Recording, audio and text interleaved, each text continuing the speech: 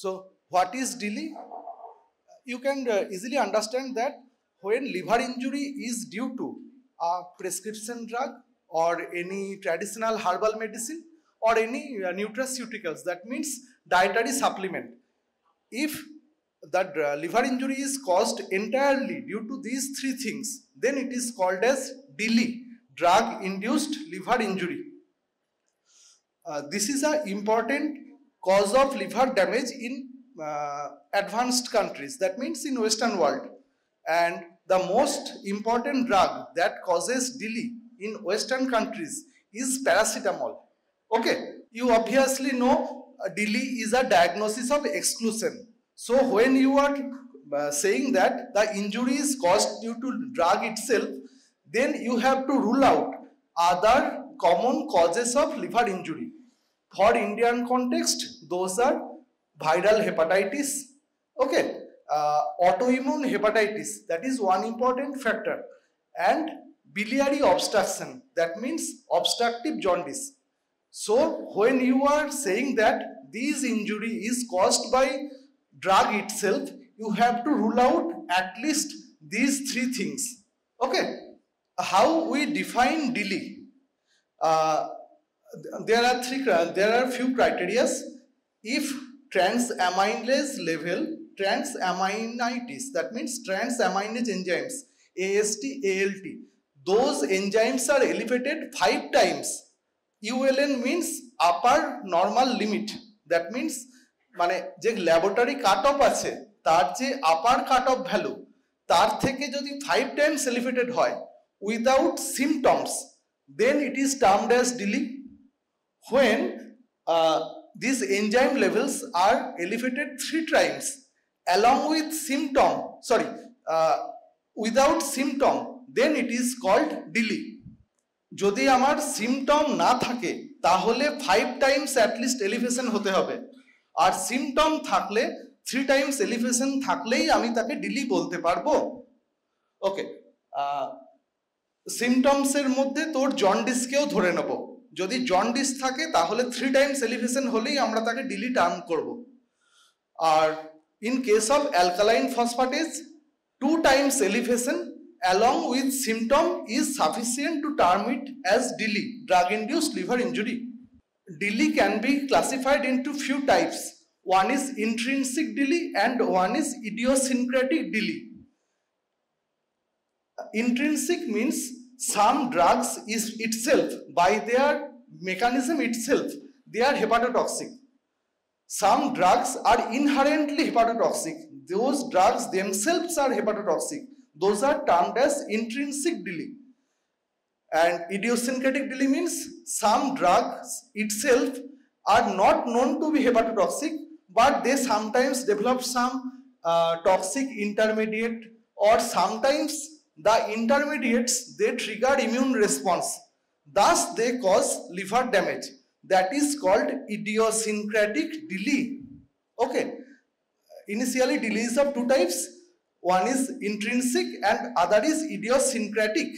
Intrinsic means that drugs themselves by their very mechanism of action are hepatotoxic. Idiosyncratic means they sometimes generate toxic metabolites, sometimes they trigger immune system and they cause immune mediated liver injury. That is called idiosyncratic DILI. Idiosyncrasy টার্মটা তোরা ফার্মায় পড়েছিস তো? Idiosyncrasy মানে কি? কারণ বোঝা যাচ্ছে না বা কারণটা আমরা আগে থেকে প্রেডিক্ট করতে পারিনি। তার মানে কি যে এইগুলোতে ডোজ ডিপেন্ডেন্ট টক্সিসিটি সবসময় হয় না। তার মানে আমি যার ক্ষেত্রে ইন্ট্রিনসিক DILI মানে mechanism itself, by mechanism itself the drug is hepatotoxic, there we can predict if we increase the dose then we will get DILI, or if we use the drug for some period then we get drug induced liver injury. But in case of idiosyncrasy, even for after using the drug for very first time we can get some liver injury. Sometimes we can get liver injury totally unexpected, by totally unexpected thing.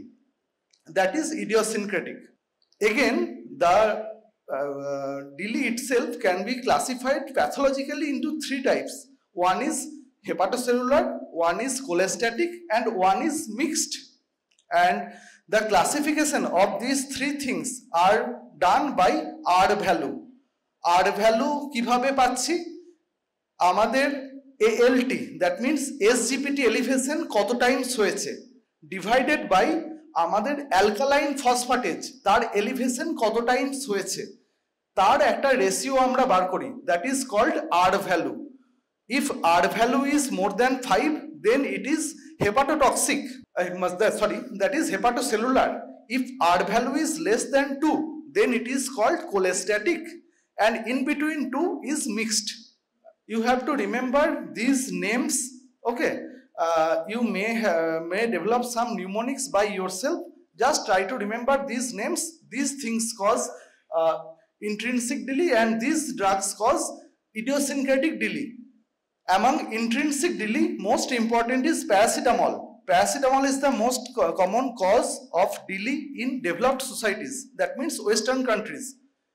Anti-cancer drugs, anti-metabolites, they are a leading cause of intrinsic DILI. Valproate, amiodarone, they are important causes of intrinsic DILI. Methotrexate, I have clubbed it in intrinsic DILI. Actually, it is not like that. It is not that simple. It develops DILI after certain period. Okay. Idiosyncratic DILI. Our isoniazid, that is anti-tubercular drug, that is the most common cause of DILI in Indian context. Okay.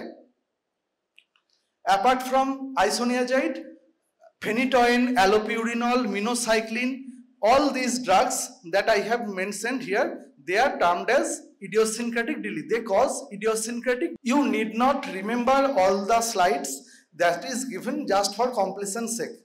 The most important drugs and how they causing DILI and how they causes DILI, that has been listed out here. When we say that some drug is causing DILI, there are you familiar with the term ADR reporting form? ADR reporting form. ADR, these things are simple ADR reporting form. This Naranjo scale is simply a ADR reporting form.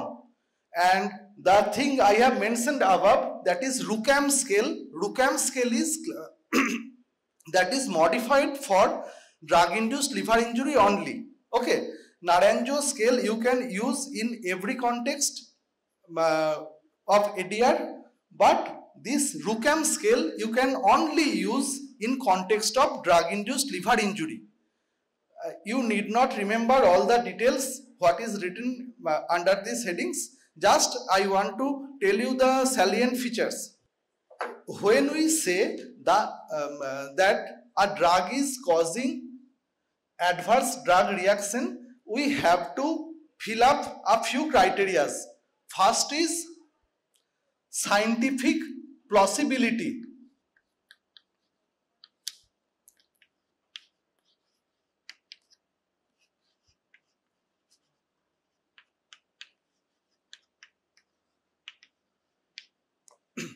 You cannot claim some unscientific things. Suppose যখন তোদের পরীক্ষায় জিজ্ঞেস করা হয় certain কোনো ড্রাগের side effect কি আছে, তোরা সবাইতেই বলে দিস যে নসিয়া, ভমিটিং, র্যাশ। তোরা সবসময় শুনেও দেখিস না যে ড্রাগটা যেটা আমরা দিচ্ছি সেটা কোন ক্লাসের, সেটা কি অ্যান্টিএমেটিক, সেটা কি অ্যান্টি অ্যালার্জিক। তার মানে তোরা যেটা বলছিস সেটা সাইন্টিফিক্যালি নট পসিবল। সবসময় এডিআর বলার সময় এই জন্য সাইন্টিফিক পসিবিলিটি থাকতেই হবে। নাম্বার ওয়ান, যদি সাইন্টিফিক পসিবিলিটি না থাকে আমরা সেটাকে এন্টারটেনই করব না। তার জন্য ফার্স্ট ক্রাইটেরিয়া সাইন্টিফিক পসিবিলিটি থাকতেই হবে। Second is temporal association.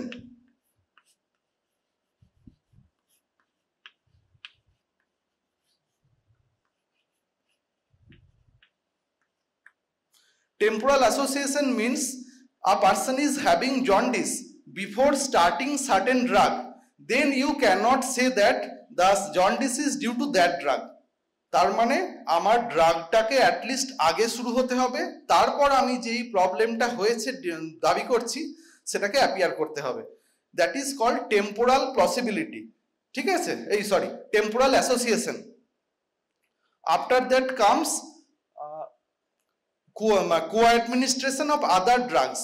Suppose একটা পার্সন অ্যান্টি টিউবারকুলার ড্রাগসও পাচ্ছে, আবার সে একটা অ্যান্টি এপিলেপটিক ড্রাগও পাচ্ছে, তখন আমি পিন পয়েন্ট করতে পারবো না যে এই সমস্যাটা এর জন্যই হয়েছে, ঠিক আছে, বুঝতে পারলি? মানে সবসময় আমার যখন একটা ড্রাগ ইনডিউস লিভার ইনজুরি বা একটা অ্যাডভার্স ড্রাগ রিয়াকশন হয়েছে বলছি, তখন আমার কনকমিটেন্ট আর কি কি ড্রাগ পাচ্ছে সেটাকে আমাকে ক্লিয়ারলি মেনশন করতে হবে এবং দেখাতে হবে যে সেই সিমটমটা কনকমিটেন্ট ড্রাগের জন্য নয়, তবে আমি পিন পয়েন্ট করতে পারবো যে হ্যাঁ এইটা মোস্ট প্রবাবলি এর জন্যই হয়েছে।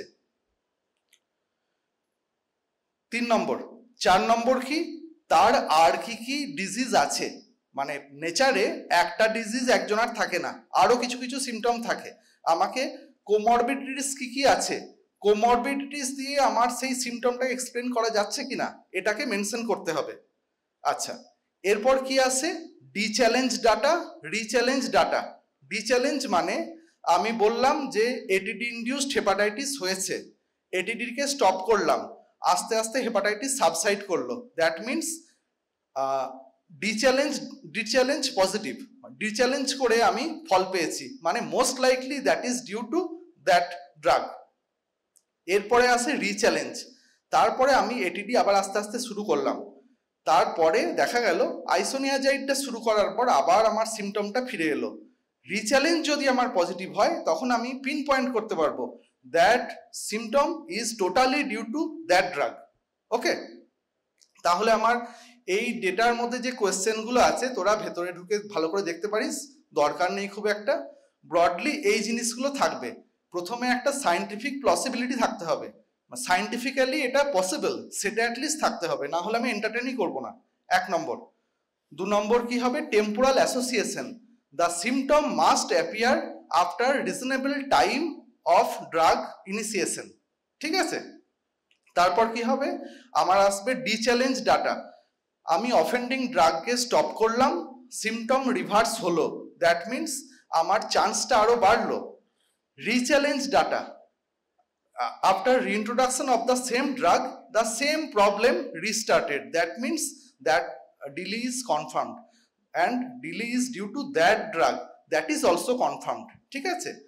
এই জিনিসগুলোই তার সঙ্গে হচ্ছে কোমরবিডিস কি কি আছে, কো অ্যাডমিনিস্ট্রেশন আর কোন কোন ড্রাগের হচ্ছে, এই জিনিসের উপরই একটা মানে কোয়েশ্চেনিয়ার ফরম্যাটে থাকে, ঠিক আছে। তোদের জন্য ইম্পর্টেন্ট রুক্যাম টার্মটা মনে রাখা, রুক্যামটা স্পেসিফিক্যালি ডিলির জন্য ইউজ করা হয়, রুক্যাম স্কেল, আর নিচের যে Naranjo scale that is for adverse drug reaction of any kind, সব রকম। একটা স্কিন রিয়াকশনও তুই নারায়ণজ স্কেলে করতে পারবি, একটা সিএনএস ম্যানিফেস্টেশনও নারায়ণজ স্কেলে করতে পারবি, কিন্তু রুক্যামে অনলি লিভার ইনজুরি করা যায়, ঠিক আছে।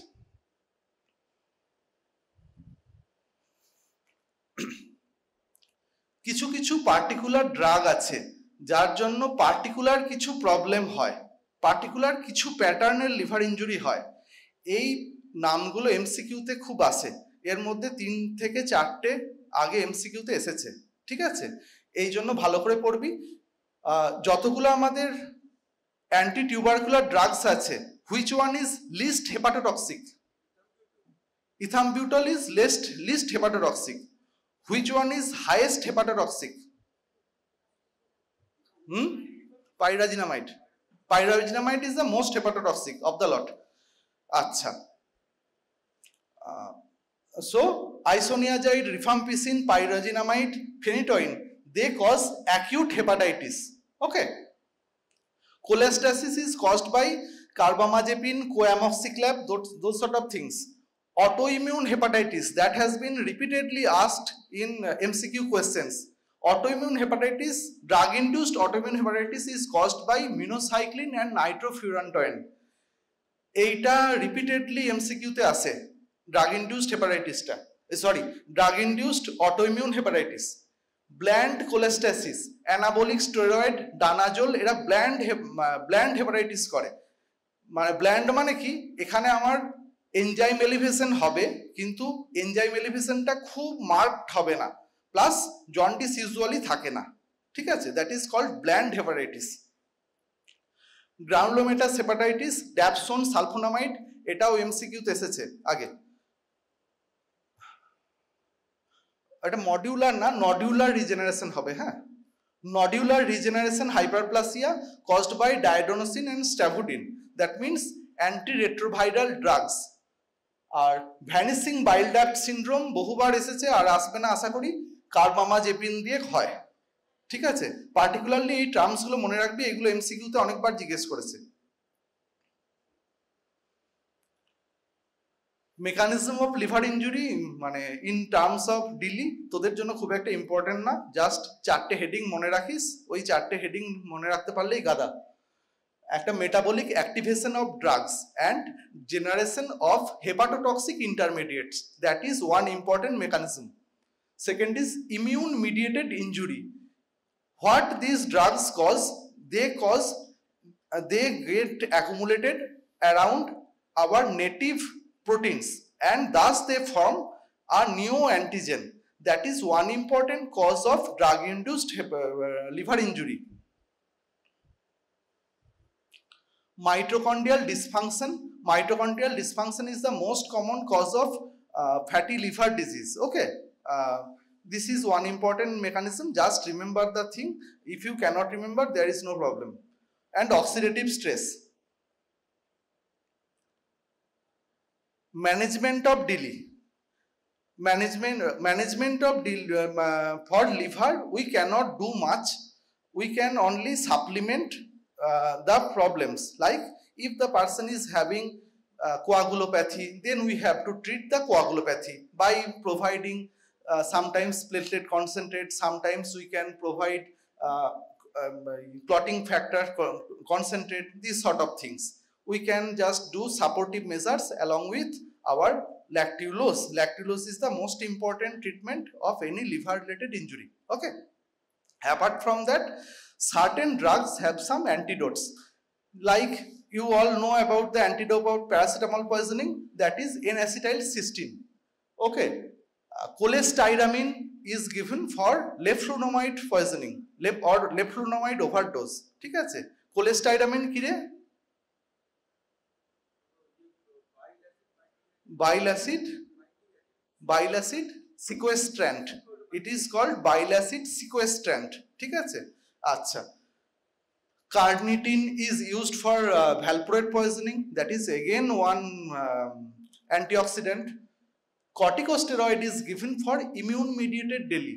Immune mediated DILI মানে কি, যেটা বললাম immune mediated liver damage, that is caused by two important drug, one is nitrofurantoin and other is minocycline, ঠিক আছে। drug induced autoimmune hepatitis, for these sort of things. And last of all, liver transplantation in case of fulminant liver failure, that means liver is completely lost due to any cause, in that case we can go for liver transplantation.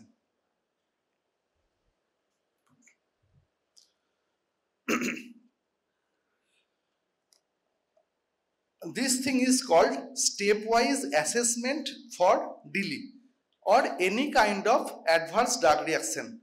আমরা step by step কি কি করব, সবার আগে আমরা detailed history নেব। Detailed history মানে, মনে কর আমি জাস্ট একটা এক্সাম্পল দিচ্ছি, a 39 years old gentleman, diabetic, presented with pulmonary tuberculosis.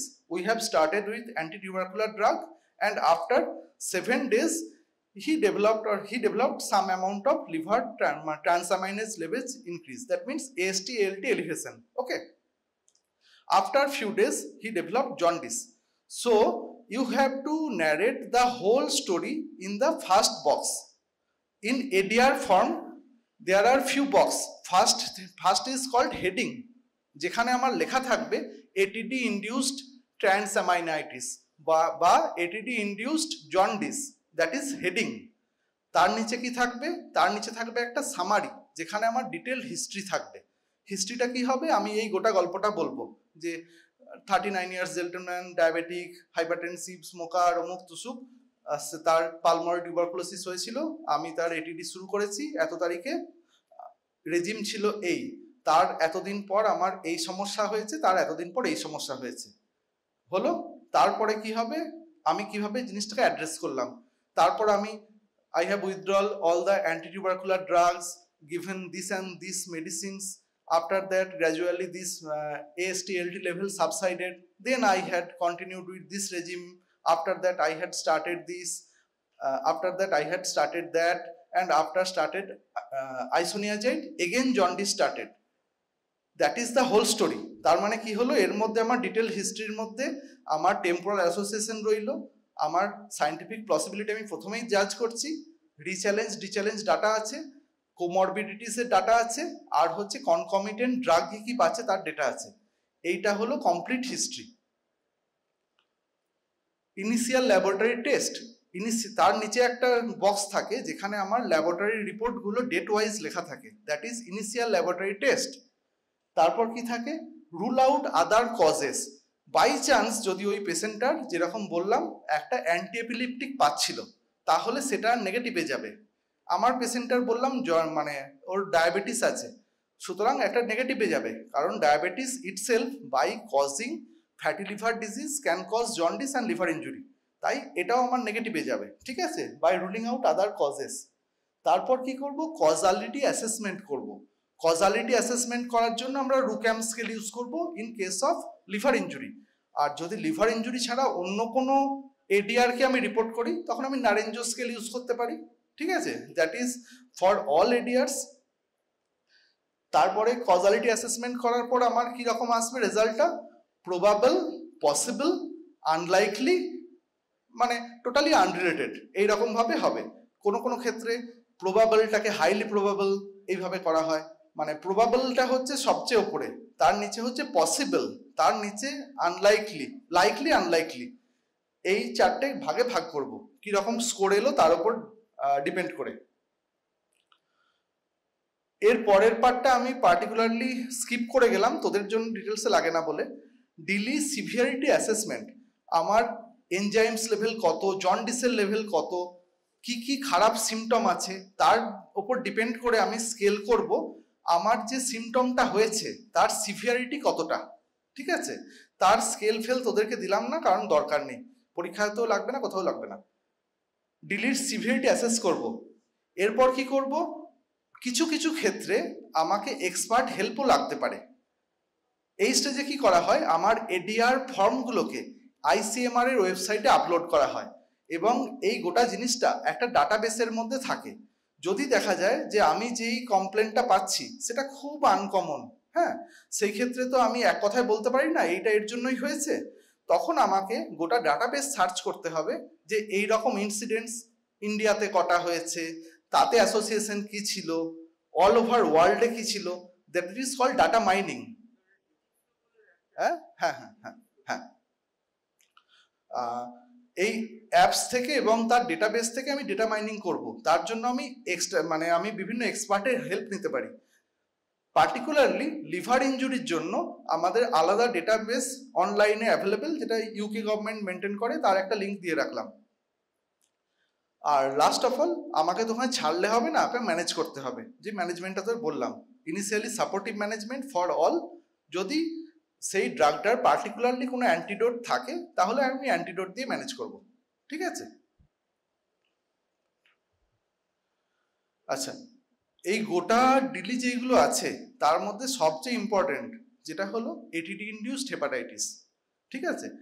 এটিডি induced hepatitis is the most common cause of DILI in India, and isoniazid is the most common cause of DILI in India, but pyrazinamide is the most hepatotoxic drug among the conventional ATDs. হলো, এরপরে আমি বলবো যে when I will withdraw ATD, that is very important. If AST ALT level is more than 5 times without jaundice or without any symptoms, then withdraw.